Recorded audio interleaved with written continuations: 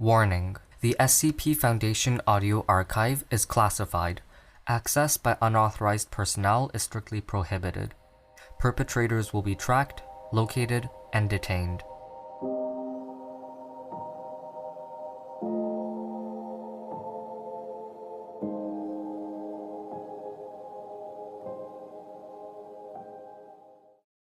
Bronze Head of Shame. Item Number: SCP-146. Object Class: Euclid. Special Containment Procedures. Containment procedures have been revised after it was noted that the effects of SCP-146 were sharply and dangerously increased under previous containment, a standard 1/2 meter cubed secure storage bin. The bin should remain free, however, should a researcher wish to test SCP-146 at high intensity. Level 3 clearance is required for any personnel wishing to enclose or cover SCP-146 for a period exceeding 2 days. During normal storage, SCP-146 is to be kept on a marble pedestal in its storage room, located. SCP-146's standard storage room measures no less than 20 square meters, with stuccoed walls and a ceiling painted to resemble a clear daytime sky. The room is to be kept well lit, full daylight equivalent at all times, furnished with an assortment of potted plants, which must be tended to daily, and decorated in the style of a late Republican period of Rome, circa 120 to 80 BCE. Experimentation with different interior styles has shown that SCP-146 seems to prefer this arrangement and to have aesthetic preferences consistent with the aristocracy of Rome from that era. While this containment is standard, researchers with a clearance level 2 or higher may experiment with the different containment settings in order to modify the effects of SCP-146. While SCP-146 is non-motile and therefore requires little security itself, personnel entering its containment area or handling it in any way must not make contact with SCP-146.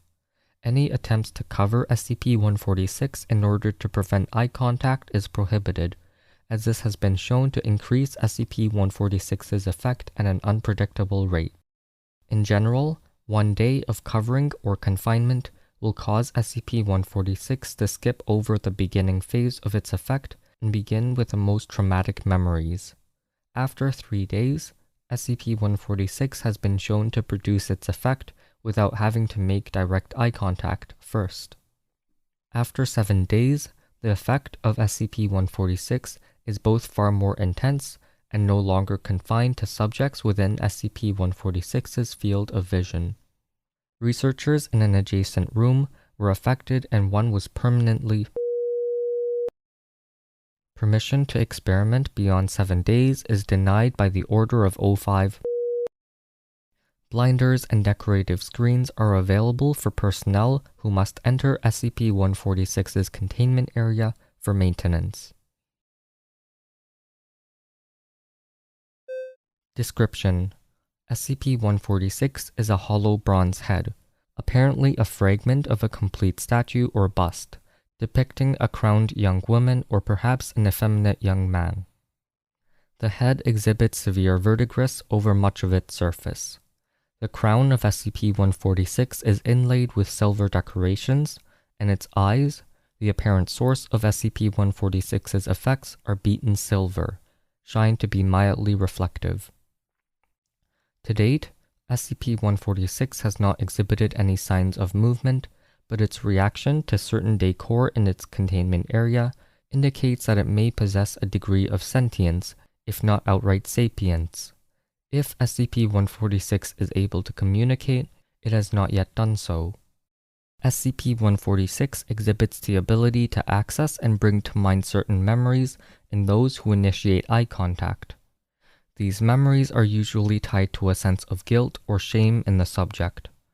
After initial eye contact is made, the subject need only remain somewhere in SCP-146's field of vision for the memories and associated feelings to become more intense, although continual eye contact speeds up the process. Upon initial eye contact with SCP-146, recent memories will begin to surface in the subject. For example, subjects who have ignored a friend in the hall or exceeded the speed limit will be reminded of these events and begin to feel mildly guilty, whether or not they would normally care about the event. With continued exposure to the gaze of SCP-146, the subject will begin to recall older and more vivid memories, with a corresponding increase in the feelings of shame in the subject. Generally, after 30 minutes of exposure, the memories will move from being vivid recollections to intense hallucinations, with the subject unable to distinguish the past from the present or the imagined from the real. Subjects have been observed to regress in personality as well, particularly in cases where memories of childhood trauma have been brought up. Any test subjects exposed for over 30 minutes should be restrained both for their own safety and the safety of others. All subjects to date who have been exposed to SCP-146 for 60 minutes have completely retreated into their hallucinations. So far, no such subject has been restored to consciousness from this near catatonic state. Such subjects must be fed intravenously and are unresponsive to external stimuli, save for occasional murmurings consistent with their regression. It has also been noted that when subjects recall a shameful event, they will often feel compelled to make amends for their actions. This is generally not a problem in the case of minor offenses and has in some cases led to greater unity among the staff. However, problems arise when the subject cannot make amends, either because the offended party cannot be contacted or because a transgression is somehow irredeemable. Sometimes, the subject will put forth renewed positive efforts in order to balance out their guilt. However, in most such cases, subjects fall into a deep depression and/or turn to some form of self-punishment, including self-mutilation and suicide. Please see the attached experiment logs for detailed cases. SCP-146 was acquired from a Mr. of Birmingham, UK. Mr. had acquired SCP-146 during the estate sale of a renowned philanthropist, the late Lord of. It was purchased in a lot with a number of other artifacts for £. When Mr. began to experience SCP-146's effects, he began seeing a psychiatrist, Undercover Agent UA-33-56G. Mr. was put into an institution and SCP-146 was taken into Foundation custody. UA-33-56G's notes on Mr. mental state are available for study by researchers of Level 2 or higher, filed as document SCP-146-A. Experiment Log Number 146-01. In order to calibrate a baseline for SCP-146's effects, a standard 4x4 meter interrogation room was divided in half by an opaque curtain. SCP-146 was placed on a table inside a protective plexiglass case in one half of a room. On the other side of a curtain, Subject D-044323 was restrained such that he was looking directly at SCP-146's position. Researchers maintained constant communication with the subject via intercom throughout the testing process. The curtain was dropped, causing the subject to look squarely into the eyes of SCP-146. The subject voiced immediate discomfort and closed his eyes, with an increase in heart rate of 15 BPM. With prompting, the subject related the memories he was recalling, beginning with minor breaches of behavior protocol. The subject then recalled several altercations with other prisoners before his being taken by the Foundation, including a particularly graphic description of. Researchers noted that as time went on, the subject became more cooperative and his speech patterns changed, resembling someone undergoing therapeutic hypnosis. After 15 minutes, The subject's speech had become slurred, and his EEG patterns showed similarities to someone experiencing vivid dreams. The subject entered into one half of a dialogue, which culminated in his trying to break his restraints. After several minutes, the subject ceased thrashing and began to cry. The subject started begging, apparently to someone in his hallucination. "Stop. Take it back. Don't. I won't do it again. I'm sorry.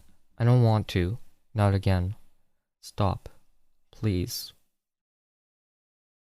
This behavior continued until, after 54 minutes of exposure to SCP-146, the subject's vocalizations halted and his EEG showed signs consistent with coma.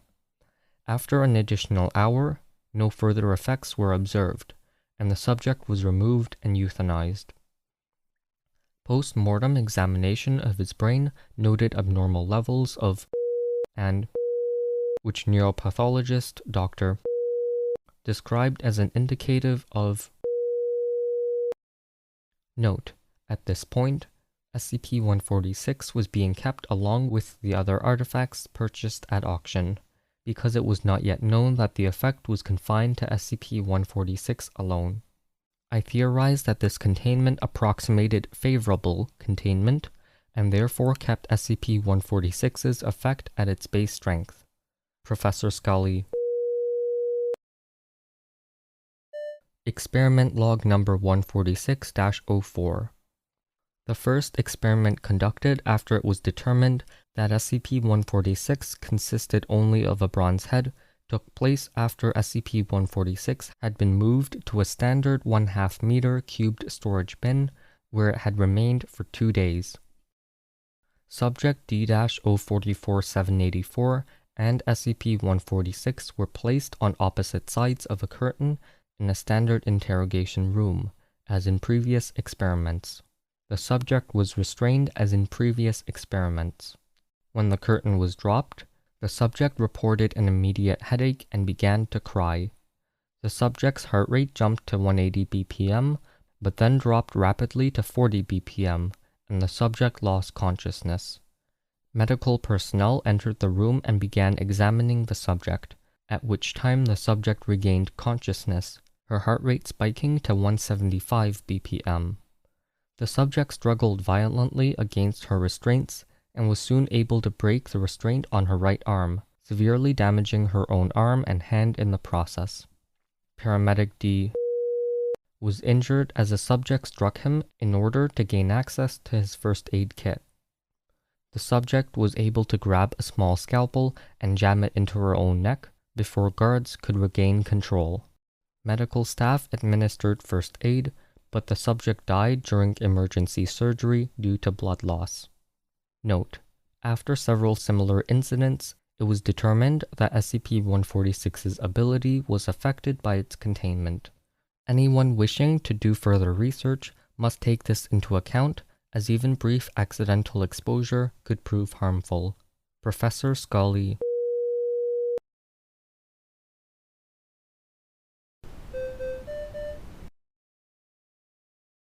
Thank you for listening. Intro music was from Punch Deck. You can find more at soundcloud.com/punch-deck. Level 2 patrons or higher get early, ad-free episodes. You can support this show by donating on PayPal, Ko-Fi, or subscribing to Patreon. Rating, reviewing, or sharing always helps. Please also be sure to join our Discord server. Thanks for listening, and I will see you in the next episode.